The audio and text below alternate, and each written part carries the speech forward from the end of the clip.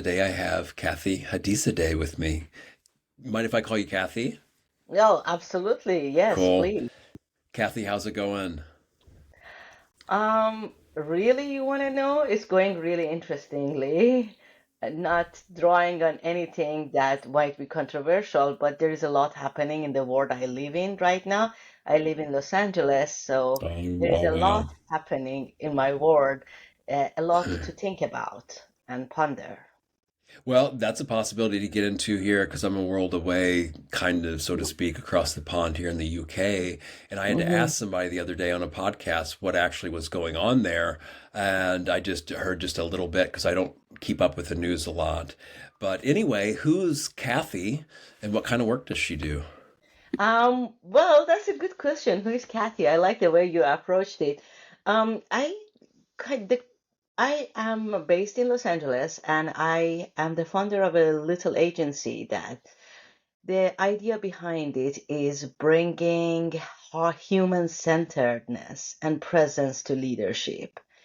That's a very important thing for me because living in a capitalist society and having been in the corporate world for 15 years, I had the front row seat into what it means to not have a regard for humanity and being a human and rather lean into machinism that can be made possible in order to get results and certain performances. Oh, I lost your voice. Now, this is the third time I did this and forgot to unmute. Oh, well, thank you. That's all me. So, this is one of the reasons I kind of became quickly disillusioned with the corporate world. And even though it was okay when I worked for some entrepreneur brothers, they didn't fit the regular corporate mold, but there was other challenges with that, and I won't go into that. But the last time I had an assignment in a little cubicle farm, and wow. I won't go into that now, but let's just say, how do you, let's see, the human centeredness. Now, when my fiance is Danish, and observing the kind of the Danish system and the Mhm, Scandinavian system, from what mhm, little insight I mhm. have, it just seems miles more ahead as far as human centric ness. And even though I haven't Mhm. been in the corporate workplace there, just everyday values and people meet in just the way things operate. Right. From what little I know of, how do you where do you start with this? Because it's basically, I hate to use this cliche, profits over people, but I think a lot of it in America, I'm from the Midwest, and I haven't Mhm. even seen the huge things like in LA or New York as much. I've Right. only been to New York like Right. one time, and Mhm. Chicago though maybe a little bit. And like, what do we do with this? And how do you help people, especially in the bigger things? I know it's changing a little bit, and it I don't know how authentic it seems though, that some Mhm. people are just maybe giving, it seems to me like giving more lip service to this and kind of window dressing, and it's not really anywhere close to the core of what it could be. I feel, although that's really not based on enough experience. That's kind of almost speculation on my part. But yeah, Mhm. can we address this? Sure.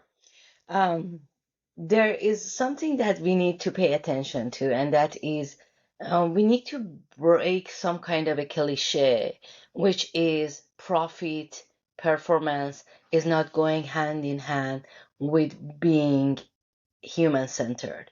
So we first have to break that thinking because at the end of the day, our the biggest asset is the talent, and those are humans. And if the humans are tended to, then they are willing to go the extra mile on their own without the dangers of burnout to get the work done, to get the results, to get the performance to the next level. Now, there is a design that needs to happen for that. So, after we break the cliche, then we need to understand, can we look at this equation from the point of view of our humans and the people who are working for us? And that requires looking inside ourselves. which is a very important thing, because if we are not able to be kind to ourselves, how can we be kind to other people? So there are different layers that needs to be put into place in order to start looking into human-centeredness, breaking our own cliches, looking into the equation of humans differently, their needs, their expectations, and that all starts with looking inside our own self and see where do I stand with caring for myself, with my own humanity, with really connecting with what is it that I need. These are really good points, and I can echo that. Yeah, actually, some of the best companies and most profitable companies, I would say, do treat Mhm, their employees really good. They want to work there. That's a really good point. So yes, thank you for educating me on that. It doesn't necessarily mean all black and white thinking on that. Yes, absolutely. So then, if I may just continue with some things that may or may not be also in corporate world is um, kind of widgetizing humans, mhm, mhm, kind of assigning them a value, and mhm, kind of would you say like judging their performance? mhm, You know, basically coming down to how productive in their mhm. performance that it is, and then using kind of health and wellness things as a sorry, I'm playing devil's advocate a little bit here, Of course. to drive to drive performance. And how do you what happens when so I can see it.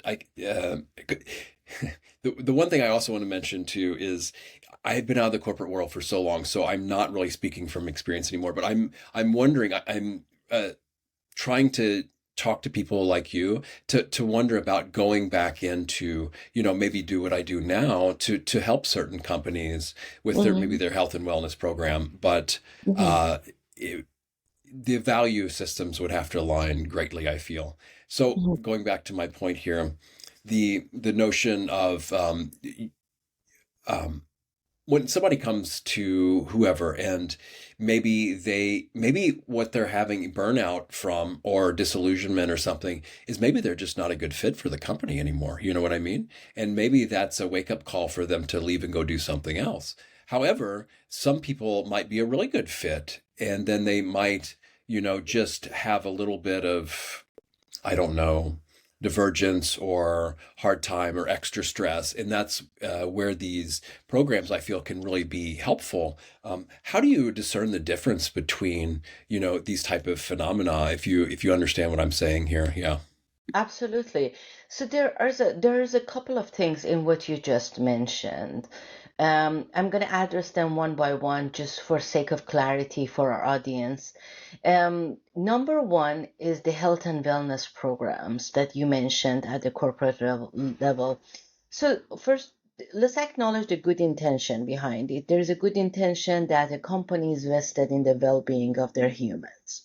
So there's a good intention in there. However, there is an oversimplified thinking that lies in there. I'm going to address, for example, mindfulness meditation. And I'm talking about the secular mindfulness meditation. I'm not talking about the one that we go inside the Buddhist thinking and the Buddhist wisdom, which can be a different route. But for corporate sake, the secular mindfulness meditation, it, it is looking into the science or the neuroscience of breathing and taking a pause, and how that can be an important aspect in human well-being and also human productivity, because their neuroscience shows that taking a pause will enhance your cognitive abilities and your decision making if you are able to do that. So there is evidence that this helps. However, there is oversimplification that is happening, because when you replace, like, for example, a mindfulness meditation teacher who is a human, who has energy, emotion, people go to a place, they feel each other's energy. They're sharing this space. There is something that is happening in that energy. Energy is energy in motion that brings certain emotions, right? And all of those is a contributing factor to some of these contemplative studies and reflection and the essence of being with each other. When you replace this, say, for with an app like 10% happier or calm or any other apps out there, it becomes an individual experience. You might do it, you might not do it. And sometimes you as a human, you have a lot of emotions that are bigger than you. And you cannot share that with an app. I mean, I know Insight Timer is not asking us to check in with ourselves, which is great. But if you are dealing with grief, if you lost a loved one, that the app cannot hold you and hug you or sit and listen to you.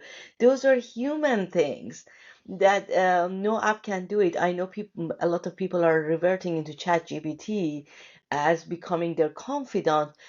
And yes, ChatGPT is very charming, but it is not, it will not give you a hug back or tell you the hard thing that you need to hear.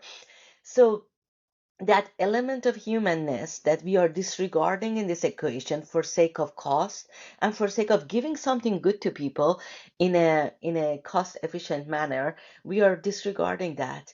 And a lot of these practices are based on that human element. So that, if you have a tendency for depression, you do not fall into that, because there are studies that show that even the mindfulness meditation can bring up severe depression symptoms if it is not dealt with, or if it is done not done in a safe space. So the safest space is a really important thing. So that's one thing out of what you said. The other thing is the burnout. I want to address that. The burnout can it can be due to the fact that there is too much expectation. You have laid off half of the team, and the other half of the team has to do all the work. So eventually, law of physics, the amount of work is the same. The humans doing it is half. So there will be an element of burnout. But there is another thing that sometimes people have not built the capacity in themselves to have the resilience it takes to live through layoffs, to live through corporate ups and downs. Especially, this is a year that a lot of companies are going through tightening their belt. So there is a lot of turbulence. And if people have not built the capacity emotionally, mentally, financially, they can be subject to losing their capacity for all these stressors that is coming their way, and there can be the danger of burnout. So to answer your question, one can be environmental, one can be people's lack of um, putting time, energy, space to build the capacity in themselves, or maybe just lack of knowledge. Really good points. I guess these programs and what kind of work you do. I guess I'm curious if it's okay to learn about some of this. The teams or divisions or departments that are tasked with letting people go. Um, how does your work with them? Hmm. Do you prime them ahead of time? Are Hmm. you dealing? I would imagine you wouldn't deal with so much the fallout, but more of a preparation. And then how does that work with disclosure about that? I mean, can some people kind of read the writing on the wall and see it coming and know that? Yeah, how does all that work? What can you say that's helpful to say with something like that Sure. too? So the involvement that I have, or we see, is because I work most for with the senior leaders that are making the decision. Okay. And so I get to sit with them through the decision making process. And because of the focus of my work, the kind of people that I work with them, they are the people that they come and say, okay, I have to make this hard decision. How can I be most human? How can I do this in the most human way? because let's face it, it is a very hard decision for or anybody who has a heart. It takes a toll on them too. So think about them as my clients. How do we prepare them for such moments too? So that's one element, because they not only they have to do that decision for a certain number of people, but they have to care for the rest of their team, and they have to be responsible to their higher ups. So there is a lot of pressure on them too. So let's understand that, because the idea will be that some people feel that, oh, my manager, my boss was very inhumane. There's a lot that goes in there for them too. Now we look into what can we do, how can we do this in the most humanistic way. Um, Something that by notion is feels very brutal, frankly speaking, because you are basically cutting the livelihood of somebody all of a sudden sometimes. So we look into, first of all, their decision into who gets to go and who goes to stay, what kind of reasoning besides the HR reasoning, because HR has its own metrics and their own way of thinking, but there are other elements that can be taken into consideration based on the personal knowledge of the people who are being considered for that reduction in force. Also, there is, can we shuffle things around so that they can maybe serve in other part of the organization, that there can be a need. Can we talk to them about that? And most of the people that I have worked with them, that they go through such a difficult decision, they prepare themselves to be very available to their people past that experience, so that if they need recommendations, if they need to be introduced to other people, they can rely on them, which is a very big thing, because um, if you have been in the job market recently, you have seen that maybe I know people that they have sent 900 resumes, and maybe they have got 2 interviews out of that, and that is very disheartening. So having somebody that will vouch for you directly. So if you come back and say, hey, I want to go to X company, and I saw that you're connected on LinkedIn to the manager of such and such position, can you put a good word for me? You know how beneficial that is, to have such an access to a person who is a decision maker. That really sets you apart. And these people make themselves available for their people like that, so that there are ways to do things in a humanistic way. There are ways to work with HR to make sure that they take advantage of companies that offer transition support, like right management, so that people feel supported, people have a space to grieve together. I remember when I had my own when I was laid off back in the day from one of my corporate positions, that company was a very human centered company, and I'm very grateful for that to them, because I didn't know what layoff is, and I got laid off when I was on maternity leave. So the day before I was going back to work, they told me that they had to make that decision. And um, and that company, I met other people in the same shoes. I'm still friends with them after what, I don't know, 18 years or whatever it is. And it really, we went like in a wave together, talking about resume, talking about how we are going to do this. So having access to such kind of services, right, is really key, rather than you coming back to your home. You have to file for unemployment. You don't know where your resume is at. You don't know how to start this whole shebang. You don't, your LinkedIn was probably updated in 2001, and now it's 2025, and AI is reigning the world. So you see, the burden can be big, and there are ways to make the burden lighter. Sure.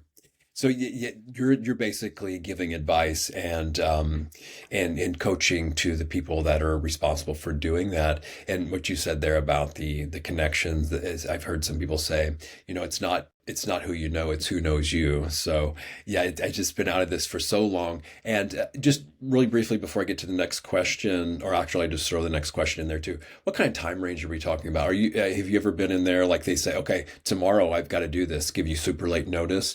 I didn't think so. So, what is the time like the shortest to the longest you have time to prepare?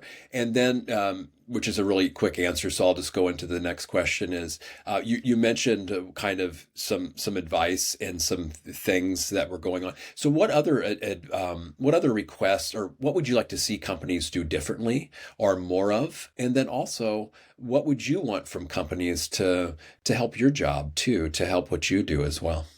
Sure. So time frame wise, the question that no, these are not decisions that are made overnight, mostly. I mean, unless you are a very small startup or things like that, which is a different ball game. But enterprise level or even mid-sized companies, you look at your numbers and you see the numbers are numbers, right? Yeah, so you start making that decision that we need to have the hard decision of letting go of people. And then HR pulls together some kind of list, some kind of whatever their metric is. And then some of the companies, they go by based on HR. Some of the companies, the leaders have a say. So it can be like a hybrid decision. So there is some of those elements that go in there, but it is a couple months kind of decision. A company like Boeing, they had to lay off 20,000 people, and they had to go and do it in batches. Like they had to time it because there's just too many people. They don't even have enough HR to do the exit interviews, right? I mean, how many people can you hire for that? So, so there are different layers and different time frames depending on the number of people who are going to be laid off, the numbers, how severe the situation is. There's a lot that goes into that decision, but it is not normally an overnight decision. So regarding the companies, there is a there is a fundamental thing to understand, which is you can design your culture, you can design your leadership, you can design your values. When I work with the top leaders, I always ask them, okay, so what are the values of your company and what are your values? And the things is that I can tell you, um, 95% of the time, the leader hasn't flushed out their own values. They give me like this, oh, and compassion and integrity and then they gave me like 15.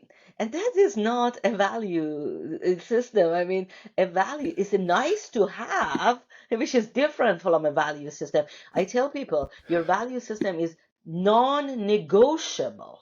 Core I work with values, them. core values, right? Exactly. Core values. And they can change. It's not that when, like my values from 2007 when I started, in certain, like, oh, I started in 2001 in corporate world. And I didn't know anything about the values. And I think as I grow up in my leadership, I started understanding values and how they tie back to the company values and all of that. So more than 95% of the people, they have a laundry list of what is good to have, but we flush it out together to get to the top five that if it is not adhered by, you're like, okay, I'm out of here, or I need to do something about it. Like that kind of a thing. And same goes with the companies. I mean, some of the companies, they have with everything that is good on the planet Earth on their value system. That's not really a value system. That's just you checking off something that, but yeah, we have values. And Everybody. how closely do you think they align then once they discover their core values? How far off are they from the company values then? Oh my God, if there are very different experiences. So very different experiences because as I said, I am not going to change the company value list. I don't have that authority unless a president of a company is working with me. But normally I don't have that authority to look into that. But what I have access to is the leader working with me, and that leader is responsible for 60, 70, 300, 400, 1,000, whatever number of people. And the way I look at that things is that A positive change, no matter how small, is a positive change. So if I am able to help a leader know their values for 60 people, for 300 people, I am doing my job. I am doing what I really wanted to start doing when I funded this company in 2018.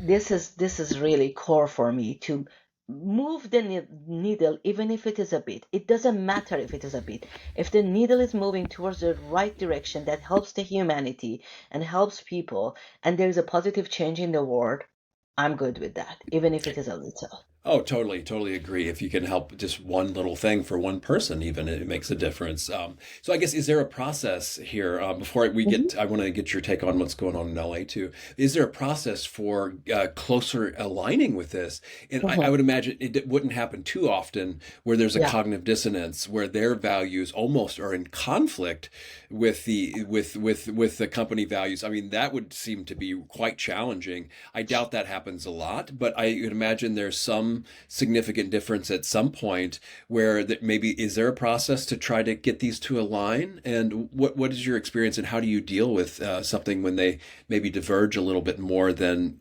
anybody's comfortable with? Yeah, I have had that experience that there is a company that basically all of our livelihood is dependent on it. All of our digital livelihood is dependent on it. And w- they are in the manufacturing business, and they are, well, maybe because of the magnitude of the responsibility of the production that they have, some of their some of their practices and their expectations might sound really harsh. It can actually be harsh. And I have had people that became my client that they had a really hard time. And I could see that there is a systematic burnout happening because the values are not aligned in terms of what is possible for a human and what is expected based on the value system of the company. So I could see that it is happening. And it's a large company. So what I was able to do is that to work with those clients to see, can we build a little mini ecosystem that you can make it more sustainable for yourself and your people without violating the core values. So that needed the leader to be very good at negotiating, because they had to negotiate a lot of deadlines and negotiating a lot of priorities. So I helped them with building those mini ecosystems for them. Did we make a systematic change in those big companies? No, that wouldn't be possible. But because we were able to build those mini ecosystems, I could see that there are other people that they are saying that, oh, can we come and work for you, to that leader? Or that leader was given bigger responsibilities because people wanted to work for them. So that is like how you can go about a big system. You cannot shift a big system, but you can build little oases here and there that will feel at least will at least help some people through the value system that you're building in that oasis. Is this an answer? I'm not gonna say it, but it's better than nothing. I've got to ask, was it just being curious here? Was he or he or she ever considering, eventually leaving because of that? You know what I mean? Because, Mhm. maybe there was under contract and they had to just tough it out for a while. But, at the end of the day, yeah, it sounds nice, but it also could sound like there was maybe a lack of authenticity or a yeah, I mean, just as simple as that, that they have to pretend they're something they're not, or care about something they actually don't, or that they realize they care about something more, and it didn't, so I get it for his own well-being, the people in the company, but at, what long-term expense. So I was, I shouldn't say he, I don't know who it was, but, It did, was did that, actually a she. did That's that ever come up? interesting. Is it worth mentioning? Did that was that ever on the table at any point? I don't want to Let get me. anybody in trouble, but No, no, no. But you bring a good question. I actually have a good story about that, because this particular person, the company wanted them to become a senior director in a very key role, and the person was a director, And the first time that I met with this person, she was like, I don't see any point in becoming a senior director. And I don't see any point. Why would I do this? Why would I have more people? Why would I do more things? And very legitimate question, right? And we talked, and at one point, I actually took a leap of faith. You were talking about authenticity. That's really key, because if you are not clear to yourselves, you cannot set values. You cannot set values for other people. That is gonna be it's just fairy tale story. And so at one point, and this person and I, we did not do Zoom. It was phone conversation. So I listened and listened and listened. I think it was like, I don't know, half an hour into conversation. And for a moment, or 35 minutes, and I said, are you happy? This simple question, which is a leap of faith in executive. You're an executive advisor to a leader, and you're like, are you happy? And I just met you half an hour ago. And oh my God, Josh, there was this silence, which I'm very used to it. And then I heard crying. And she was like, I don't know. I don't know what all this means. I don't know what I'm doing, what kind of change I'm making in the world. And oh my God, the hell broke loose on the phone. And Floodgates, then, yeah, opened. Yeah. yeah, it was like I had touched this point that nobody had asked her, because she's this big time person. And you know what we did? And I'm saying this because this is really important for anybody listening to us, because there is a lot of people who toughen it out for sake of paycheck, for sake of health insurance, for sake of whatever it is that is important to them. I asked her, let's figure out if this is still somewhere you want to be. So I want to invite you to go and research this company, why it exists, what does it do for the world, what is your impact in this world through the work that you're doing with this company.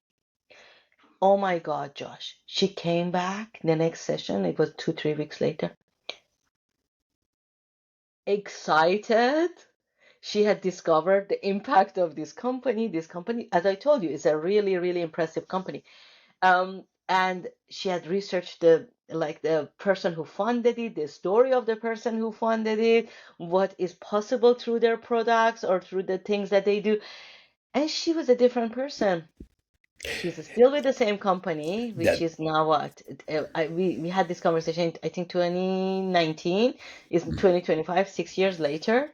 She's been contributing to a lot of people. I mean, we built a lot of things. We built some things mhm. together during that That's engagement. great. Very heartwarming too. At the same time, it surprises me that someone at that level has no idea who they're working for, Oh what the my company. God. I thought that would just be basic. At least somebody on that level. I can Mm. get just your everyday employee, but that actually kind of surprises me. Josh, I want to tell this because you mentioned that.